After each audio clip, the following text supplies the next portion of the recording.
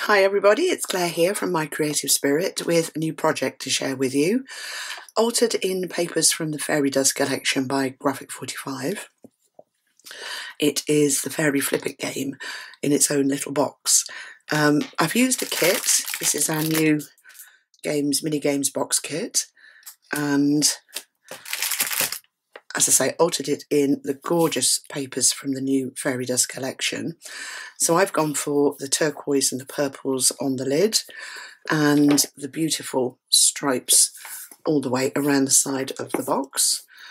The box of the kit is MDF, and I've taken the picture from the 8x8 pad and the fairy poem, and then used some old Sizzix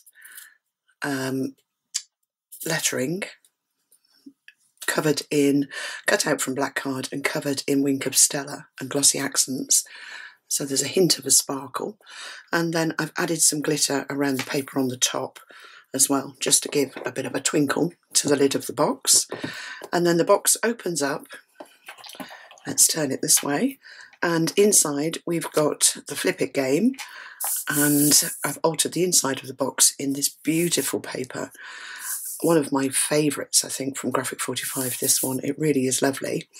And then I've used the patterns and solids to decorate the inside of the box, and then offcuts from this floral paper just at the bottom of the two sections for the games pieces. So the kit comes with everything you need except for the games pieces, which are punched out of a 1-inch punch. And you can alter it in any way and call it whatever you like, really. So there are 64 counters.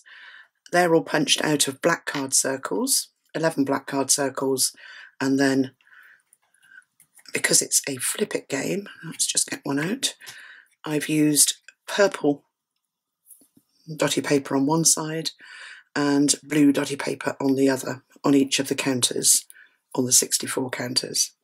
So it's a bit of a labour of love making the counters, but actually it's well worth it.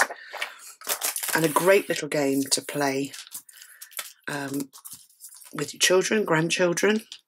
We really are into games, and I have made one for the children for Christmas.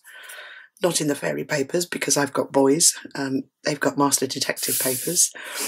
And this is how you play the game. Really, really simple. So you take a few counters and put them in the middle like that. So you start with 4. And the object of the game is to trap your opponent's counters between yours and flip them over. So you want to have, if you're blue, as many blue counters on the board as possible by the time you finish the game. And you just flip the counters over until you either can't go or you've completely covered the board, and then you count up who's got how many, and of course the one with the most wins.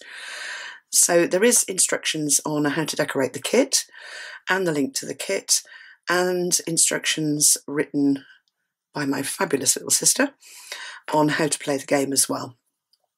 So yeah, have fun. It's just a really nice little present, and a keepsake as well, and also something different. It's not an album, and it all folds up. Well, let me show you the other side of the board. I've gone for the gorgeous purpley papers with all the fairies, the fairy dance and the poem on the back. I love it. And then the board folds up into 4, and I did tie mine up with a ribbon. You don't have to, but it just keeps it perfectly flat. And I've got some of those fun little doodads, as a lovely lady that follows me called them. Just little black circles stuck on the end of the ribbon, just to stop the ribbons from fraying. And then some glossy accents on them as well, just to give them a bit of weight. And then that sits in the box. And the box closes up. So that is it. My Fairy Flipit game, altered in those papers from the Fairy Does collection by Graphic 45. So I hope you've enjoyed that. Don't forget to give me the thumbs up if you did, and you subscribe to my channel if you'd like to be kept up to date with new projects as they come out. Thanks for watching.